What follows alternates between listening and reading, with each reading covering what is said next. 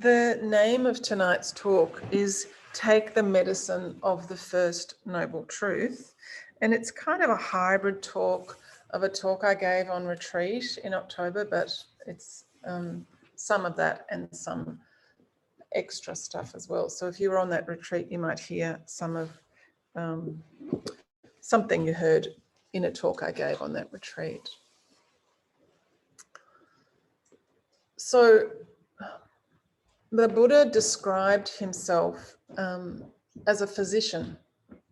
And I think that's a really powerful metaphor for the Dharma itself, is that we're taking medicine when we take in the Dharma. We take in nourishment and we take in medicine. So just listening to a Dharma talk can be incredibly nourishing to take in through, one of our sense doors. So I don't know how many of you have had dinner already? Yeah. Some of you have had your nourishment. So before you have dinner tonight, this is first course, entree, Dharma talk. And I was talking to someone today who's telling me how often she's listening to the news at the moment. She said she has an app on her phone and she's listening to the news about every 20 minutes. She's looking for an update, because it's updating all the time, isn't it? And this is really, really powerful on the nervous system, to be constantly checking what doom scrolling it's called, It's called doom scrolling. I said that to her, do you know it's called doom scrolling? She said, I've never heard of it. I said, you better hear about it because you're doing it, It's really terrible to be taking in, this. She said, I do feel absolutely exhausted, because she's triggering her nervous system all the time. So this is what we need, we need nourishment. We need good nourishment. So I said, please, would you put some music on? She said, I hadn't even thought of that, I said, you need to be taking in something fresh and new in your ears. Your adrenals are just firing all the time. It'd be like having a cup of coffee every 20 minutes. So I love to think about listening to the Dharma talk as being taking really good food for your nervous system, for your whole being. That's why I love going on retreat and just saturating yourself in the wisdom teachings and seeing what lands for you. And the Buddha called himself a physician, He was about taking good medicine. And the medicine I want to look at tonight is the first noble truth. And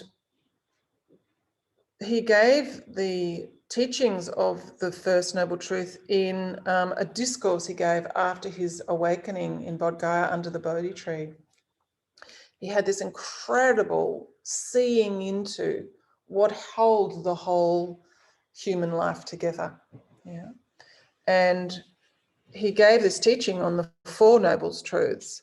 And it's really a discourse on what he called dukkha, on suffering, what makes us sick.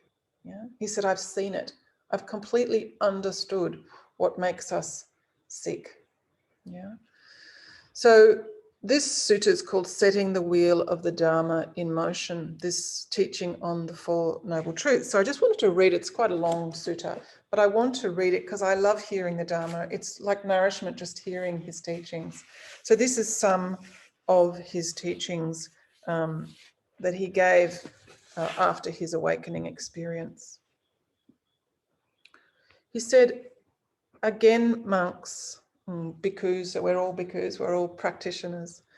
In regards to the dharmas, one abides contemplating the Dharma, so that's what we're listening to, in terms of the Four Noble Truths.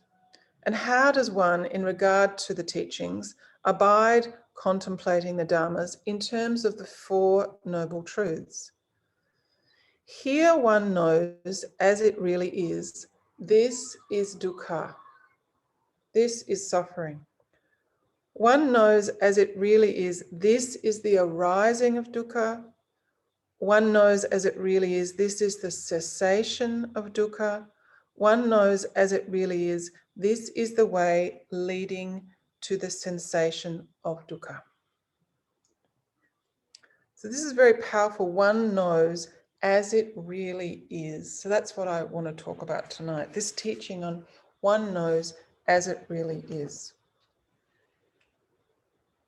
So we're living globally in a time of much dukkha. And dukkha is this word that's very hard to translate, this Pali word dukkha. And sometimes when it's translated as suffering, we can't relate to it. You know, well, I don't feel like I'm suffering. But there are so many ways that dukkha manifests across a whole day. So I don't know about you, but today I've had dukkha, dukkha, dukkha, dukkha, dukkha, dukkha, dukkha, and lots of sukha, sukha, sukha. That's its opposite, if you like, sweetness, comfort, ease.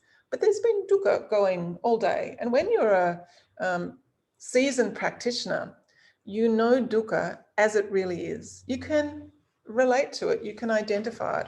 So other ways of experiencing dukkha are stress, discomfort, dissatisfaction, annoyance, irritation, feeling unsatisfied, feeling on edge. This is all dukkha in its very more subtle flavors. You know? So on the way here, I had to, I don't know, it was a bit scary, but I was going down Punt Road. I seem to always talk about going down Punt Road in my Dharma talks, but I was going down Punt Road and I should have been 2 whole lanes across. I'm about to go the wrong way and I had to suddenly go like that, like really big time to the right. And it was pretty scary. I stayed pretty cool. I don't know if you noticed, but I stayed kind of cool on the outside. But inside I'm going, you have just crossed 2 lanes with very little time. And by the time I got into the correct lane, there was a whole lot of agitation in my system. Naturally, you know, that's released for good measure to keep me safe. But that was dukkha. You know, I was fully charged. I was white hot with agitation. So the teaching is know it as it is. This is dukkha. This is a practice. Okay, this is what this is. Completely triggered, completely alert, and full of adrenaline. That's dukkha. Yeah. But dukkha can be incredibly subtle, and we need to know the subtle flavors of being uncomfortable, irritated, annoyed, sort of wanting something else. This dissatisfaction is at the heart of dukkha. So many of us in this current climate are feeling very obvious feelings of stress and overwhelm and agitation. You know, and you have to come to a Dharma talk and you've got to be sanitized and QR coded and you're all sitting out there and they're all sitting there in masks. I feel kind of it's slightly undemocratic, me sitting here with no mask. But, you know, we're constantly reminded, be on alert, be on alert. You know, that's the way things are at the moment. So there's this stream of dukkha rolling through our experience, and the teaching is know it as it is. That's this clear teaching of the first noble truth. It's sometimes called the first noble task, is know it, know that it's there. Yeah. So we're in a lot of alert. We find ourselves perhaps a little more fragile, a little more reactive. And I think for a lot of us here in Melbourne, we underestimate how that chronic stress that we undertook last year is still reverberating in our system. And we need to be able to name that and know it. There was a trauma for us, yeah, and it's still in the system. Just to be able to know that. And the teaching says, know it as it is. That's the first noble task. No dissatisfaction.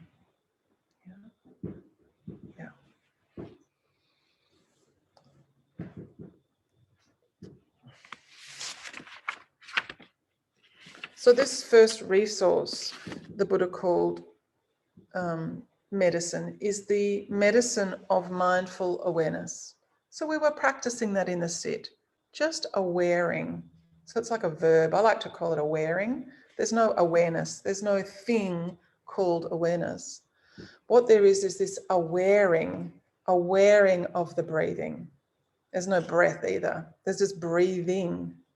So I like to call it awaring of breathing. I didn't say that as the guidance because I thought you'd all open your eyes and think, what? We say awareness of the breath, as if these are solid things.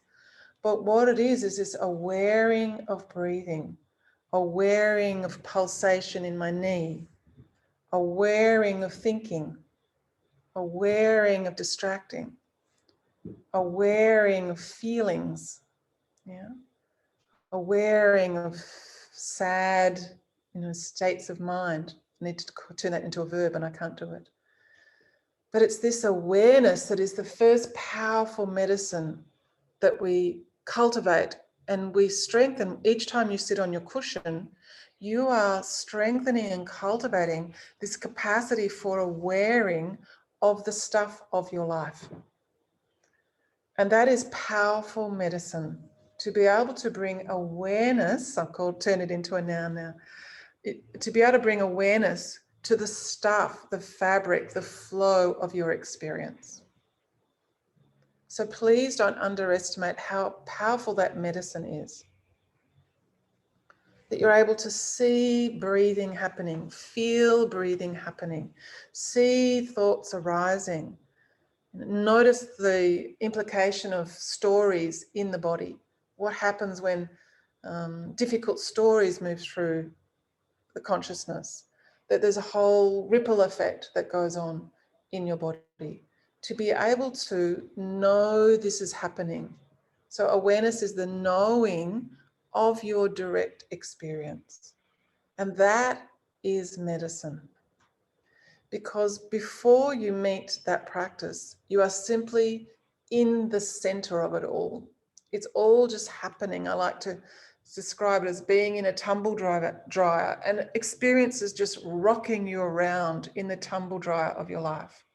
So I think one of the most profound, liberating factors of practice and of living and breathing and doing Dharma is that you are aware of what is happening. Yeah. You're not just caught in what is happening. So you probably have heard that many times, but I really want to slow that down, how important that medicine is.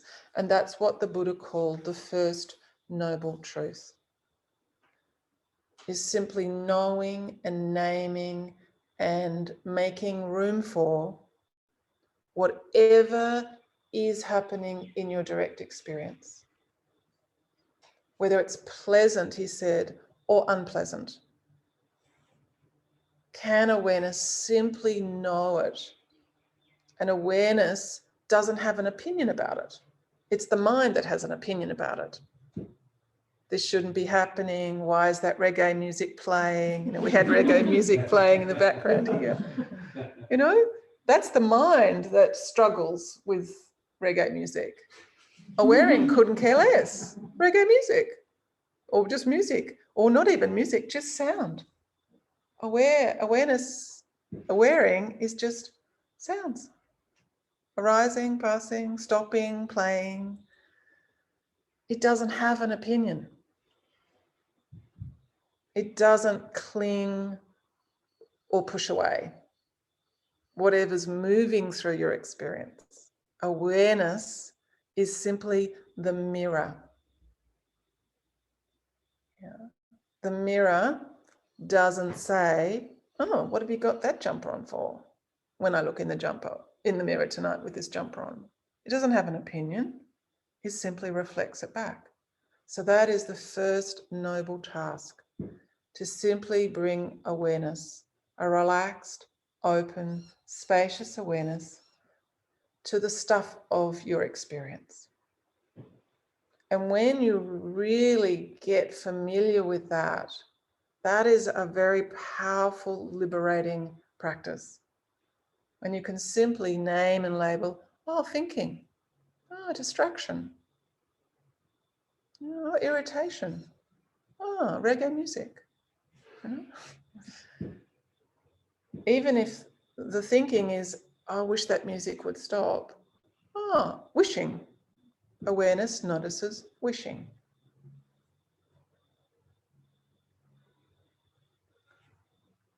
Very powerful medicine. Just naming and labeling, particularly the unpleasant, the difficult, the hard to be with, the dukkha.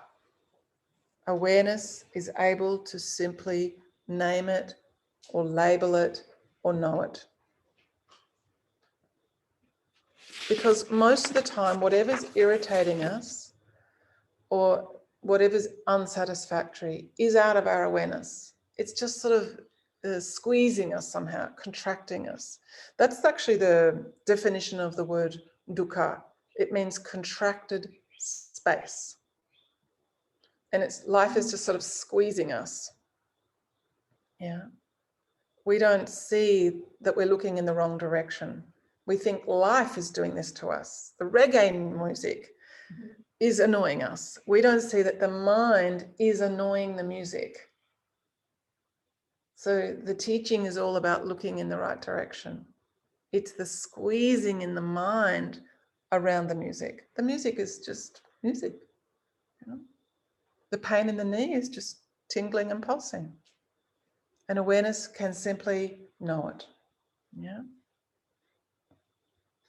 So this practice of labeling, I think is this is what I wanted to teach about tonight, is just labeling your experience. Because when you label and name something, sadness, boredom, furious, serenity, calm, distracted, easeful, you legitimize it. Once you name and label and claim your experience, particularly difficult mind states, you give those mind states, those emotions, the dukkha, the unpleasant, you make it legitimate. And we do not legitimize our suffering. We do everything to keep away from it. You know, even clients who come to see me, you know, start the conversation, how are you doing? Oh, I'm fine. It's like, well, you know, really? You want to pay me because you're fine? You know, it's so hard to name and claim, you know, I'm not doing well. This is really, really tough. And that is the first noble truth, to go near, to know, to be aware of what is difficult right now. Whether it's a sensation, a thought, a feeling, an experience. And people, you know, have this idea that if we name it and give it airtime, that it will grow and overwhelm us. But the exact opposite is true. If you can name it for yourself and even share it with someone else, I feel flat. I feel overwhelmed. So just check with yourself now, whether you're at home or sitting here, what is your current mind state? And you just give yourself the legitimacy of naming and claiming. What is the mood in your mind? So it might be helpful to close your eyes. Do you feel relaxed, open, bored, restless, anxious, sad, serene? Just check.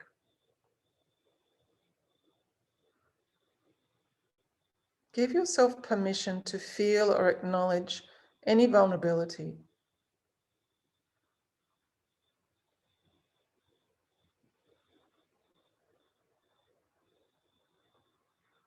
Okay. So would anyone be willing to share and name and claim their current mind state in a word? Yeah. Restless. Restless. Yeah. So that is the first noble task. You've just done it now.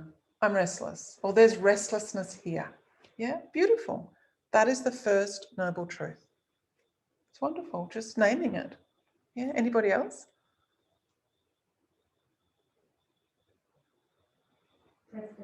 Tested? Yeah. So just knowing it, naming it, and seeing where in your body tested is.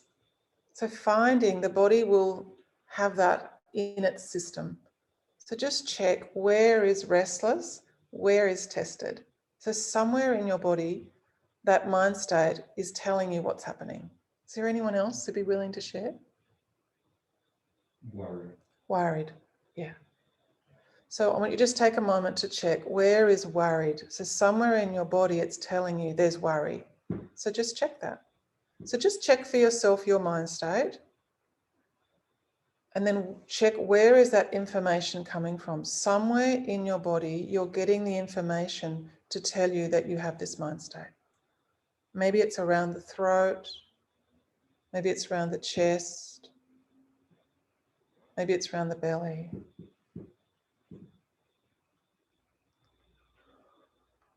So this is a mindfulness practice to bring awareness to a mind state and the body sensations that tell you that's there. That's what we call mindfulness. Mindfulness is the awareing without adding anything to the mind state, just making room for it, allowing it. So perhaps you feel agitated or worried or restless, and that we can just pause and step back from our experience and say, perhaps, okay, this is what's happening for me right now. I'm agitated, I'm worried. This is the system going into survival mode. This is what happens to human beings. This is very human. So you're naming your mind state, not critically, but with real warmth. This is worry.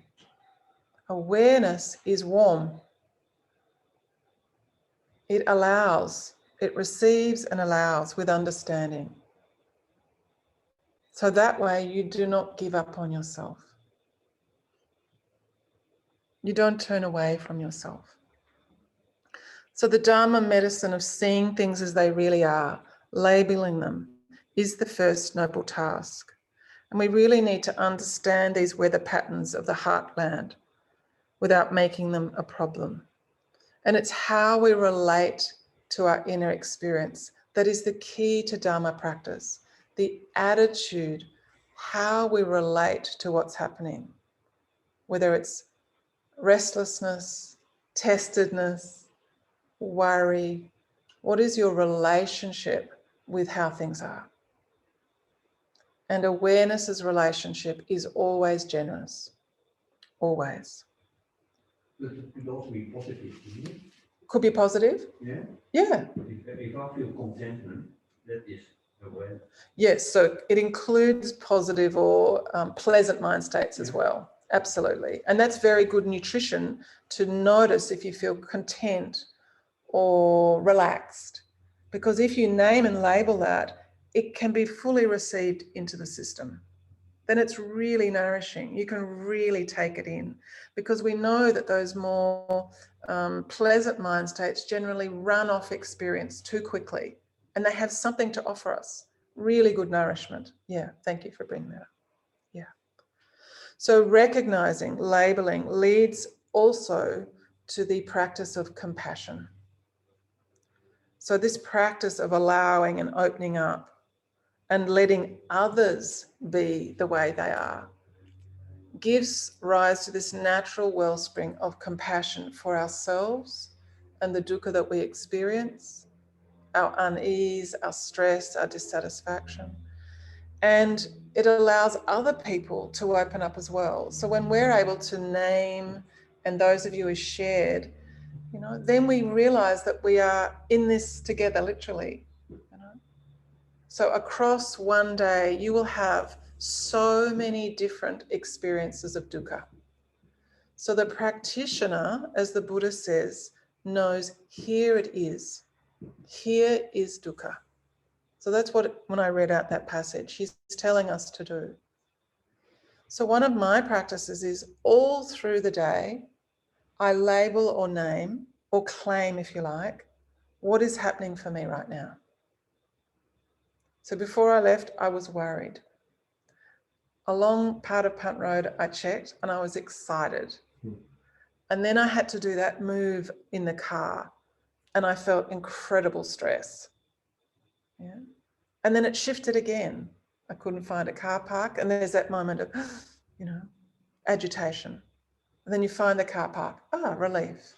You can see how the whole time is just a moving feast. We are never one experience. Yeah. So seeing, sensing, knowing, labeling, stress as it really is, is a really incredible gateway to the rising of compassion, this natural movement of the heart that wants to ease stress, pain, heartache, and unease. So I want to finish with another part of the teaching on the First Noble Truth from the Buddha. And it's around this being with and allowing and making room for dukkha or uneasiness, whatever word is right for you, whether it's testedness or restlessness or worry or any kind of unease. So this is what the Buddha concluded in his teaching on the First Noble Truth, with this recounting of his night under the Bodhi tree. He said, "This is the noble truth of dukkha. This, in regard to things unheard before, therein arose in me vision, knowledge, wisdom, true knowledge, and light. This noble truth of unease is to be fully understood. This, in regards to things unheard before, therein arose in me vision, knowledge, wisdom, true knowledge, and light. This noble truth of dukkha has been fully understood. Thus, in regards to things unheard before, there arose in me vision, knowledge, wisdom, true knowledge, and light."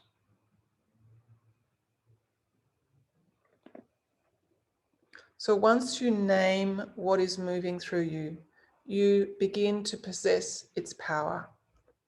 If you're able to describe it accurately and express it, it gives rise to this gateway to compassion. It gives yourself permission to be human. It connects you to others. And it gives you a sense of space from your experience. It gives rise to this spacious openness of heart-mind. So take the medicine of the first noble task. Claim your experience as legitimate and the truth. Nothing to be ashamed of, and incredibly human. Okay. Thank you for your good listening. There's a couple of minutes left for